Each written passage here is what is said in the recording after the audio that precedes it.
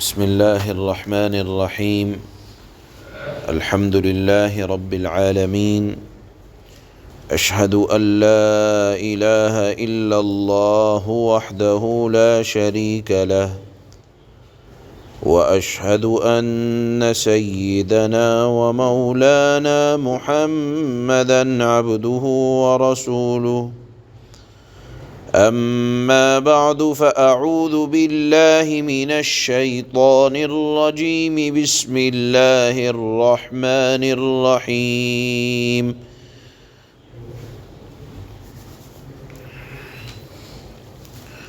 وقالوا لن يدخل الجنة إلا من كان هودا أو نصارى تلك أمانيهم قل هاتوا برهانكم إن كنتم صادقين.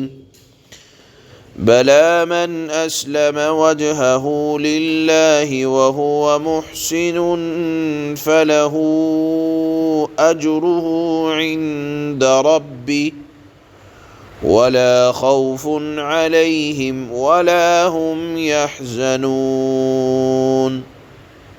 صدق الله مولانا العلي العظيم.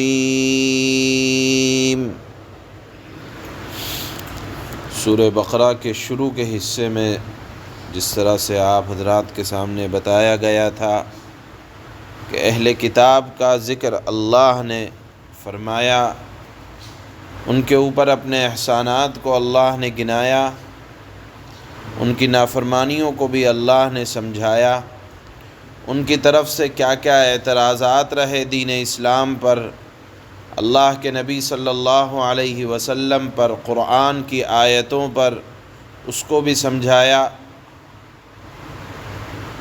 چنانچہ جلدی ہی ایک اعتراض یہ آیا تھا قرآن کریم کے احکامات کے اوپر کہ یہ اللہ کی کتاب کیسے ہو سکتی ہے کہ آج ایک حکم کل ایک حکم، شروع میں بیت المقدس قبلہ، پھر اس کو ختم کر کے کعبۃ اللہ کو قبلہ قرار دیا۔ یہ کہا کرتے تھے کہ اگر یہ اللہ کی کتاب ہوتی تو ہمیشہ ایک ہی حکم ہوتا۔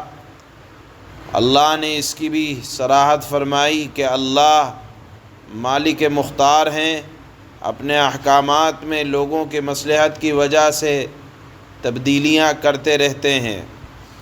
بہرحال وہ اپنے گمان کے اعتبار سے یہ کہا کرتے تھے کہ دین اسلام برحق دین نہیں ہے اور جنت میں تو ہم جائیں گے۔ یہودی یہ کہا کرتے تھے کہ ہم اللہ کے لاڈلے ہیں، ہمیں اللہ سے محبت ہے، اللہ کو ہم سے محبت ہے، اور اس کی دلیل یہ دیتے تھے کہ ہم انبیاء کے خاندان والے ہیں، ہم اللہ کے لاڈلے ہیں۔ اور ادھر نصارہ کی طرف سے یہ دعویٰ تھا کہ حضرت عیسیٰ اللہ کے بیٹے ہیں، لہذا جنت میں تو صرف نصارہ جائیں گے۔ اللہ نے فرمایا تلک امانیہم، کہ یہ صرف ایک آرزو ہے ان کی طرف سے، ہر دعوے کی کوئی نہ کوئی دلیل ہوتی ہے۔ اللہ نے فرمایا قل ہاتوا، یہود و نصارہ کی اگر اہل کتاب کی اگر دعویٰ یہ ہے کہ جنت میں صرف ہم جائیں گے تو قل ہاتوا برہانکم، اے نبی آپ ان سے فرمائیں کہ دلیل لاؤ، ہر دعوے کی کوئی دلیل ہوتی ہے۔ اگر تم اپنے اس دعوے میں سچے ہو کہ ہم اللہ کے لاڈلے ہیں، ہم جنت میں جائیں گے اور ہمارے علاوہ کوئی اور نہیں جائے گا، تو ہر دعوے کی کوئی دلیل ہوتی ہے، آپ دلیل لائیں۔ ہاتھو برہان، برہان کہتے ہیں ایسی دلیل جس کو ہر آدمی قبول کر لے۔ ان کنتم صادقین، اگر تم اپنے دعوے میں سچے ہو۔ اللہ نے پھر ایک اصول بیان کیا کہ دیکھو جنت میں وہ جانے والا ہے من اسلم وجہہ للہ۔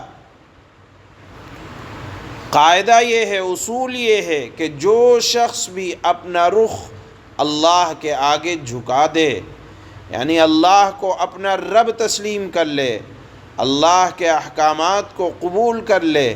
اور اللہ کا حکم یہ ہے کہ جب نبی آخر الزماں آ گئے تو اب پہلی شریعتیں ختم۔ توریت کی عزت اپنی جگہ، انجیل کی عزت اپنی جگہ، لیکن اب ان کے احکامات قابل قبول نہیں، یعنی وہ عملی اعتبار سے احکام جو اللہ نے اس میں دیے اب وہ قابل قبول نہیں۔ جس طرح خود شریعت محمدیہ کے اندر اللہ نے بہت سی تبدیلیاں فرمائیں کہ شروع میں کعبے کو قبلہ نہیں تھا، بیت المقدس قبلہ تھا، بیت المقدس کا احترام اپنی جگہ، لیکن جب اللہ کا حکم آ گیا تو اب ہمارا رخ کعبۃ اللہ ہو گیا۔ تو اسی کو اللہ نے فرمایا کہ جنت میں وہ جائے گا جو شخص اپنا رخ اللہ کے آگے جھکا دے۔ مطلب یہ ہے کہ اللہ کے اب ہر حکم کو اپنا لے۔ پہلے توریت ہو یا انجیل اس کے احکامات پر عمل تھا، لیکن قرآن کے آنے کے بعد وہ تمام اہل کتاب کے مسائل کا حکم منسوخ ہو گیا، ختم ہو گیا۔ اللہ نے فرمایا کہ اللہ کے آگے جھکا دے وَهُوَ مُحْسِن، شرط یہ ہے کہ وہ نیک عمل کرنے والا بھی ہو، یعنی صاحب ایمان ہونے کے ساتھ، مسلمان ہونے کے ساتھ شرط ہے محسن ہونا، یعنی بہترین کام کرنے والا ہونا۔ صاحب ایمان ہے اور گنہگار ہے تو جاننا چاہیے گنہگار بھی جہنم میں جائے گا۔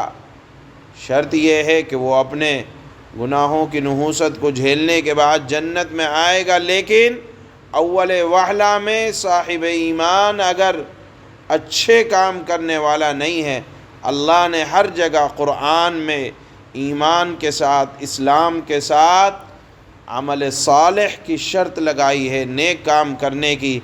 اگر مومن ہے نیک کام نہیں کرتا تو اللہ کی نگاہ میں وہ بھی مبغوض ہے۔ تو اللہ نے فرمایا کہ شرط یہ ہے جنت میں جانے والوں کے لیے بہترین کام کرنا، مخلوق خدا کی خدمت کرنا، اللہ کے احکامات کو بجا لانے کے بعد تو فَلَهُ أَجْرُهُ عِنْدَ رَبِّهِ، تو ایسے لوگوں کے لیے اللہ نے فرمایا ان کا اجر ان کے پروردگار کے پاس ان کو ملے گا۔ وَلَا خَوْفٌ عَلَيْهِمْ، ان پر کوئی خوف نہ ہوگا، نہ تو دنیا کے چھوٹنے کا، نہ وَلَا هُمْ يَحْزَنُونَ، نہ وہ کوئی غم کرنے والے ہوں گے، یعنی نہ اللہ کی طرف سے ایسے لوگوں پر کوئی خوف ہے جو احکام شریعت کو پابندی سے ماننے والے ہوں، اللہ اور اس کے رسول کی اطاعت، قرآن کی تعلیمات پر عمل کرنے والے ہوں، تو ان کے اوپر نہ کوئی خوف ہونے والا ہے اور نہ وہ غم اٹھانے والے ہوں گے۔ یہ مضمون اللہ نے سورہ بقرہ کی ان 2 آیتوں میں بیان فرمایا ہے۔ اللہ فرماتے ہیں وَقَالُوا لَن يَدْخُلَ الْجَنَّةَ إِلَّا مَن كَانَ هُودًا أَوْ نَصَارَىٰ، اور یہ اہل کتاب یعنی بعض یہود و نصارہ کہتے ہیں کہ جنت میں سوائے یہودیوں یا عیسائیوں کے کوئی بھی ہرگز داخل نہ ہوگا۔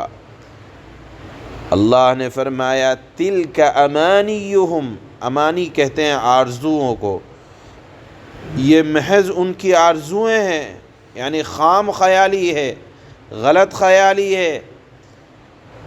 اللہ نے فرمایا ہر دعوے کی کوئی دلیل ہوتی ہے، قُلْ هَاتُوا بُرْهَانَكُمْ إِن كُنتُمْ صَادِقِينَ، اے نبی صلی اللہ علیہ وسلم آپ ان سے فرمائیں کہ اگر تم اپنے اس دعوے میں سچے ہو تو اپنی کوئی دلیل لے کر آؤ۔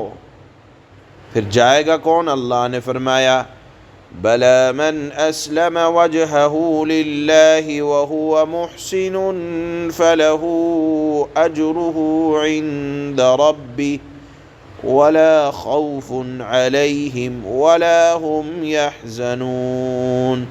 کیوں نہیں؟ قاعدہ یہ ہے، اصول یہ ہے کہ جو شخص بھی اپنا رخ اللہ کے آگے جھکا دے اور وہ نیک عمل کرنے والا ہو، اسے اپنا اجر اپنے پروردگار کے پاس ملے گا۔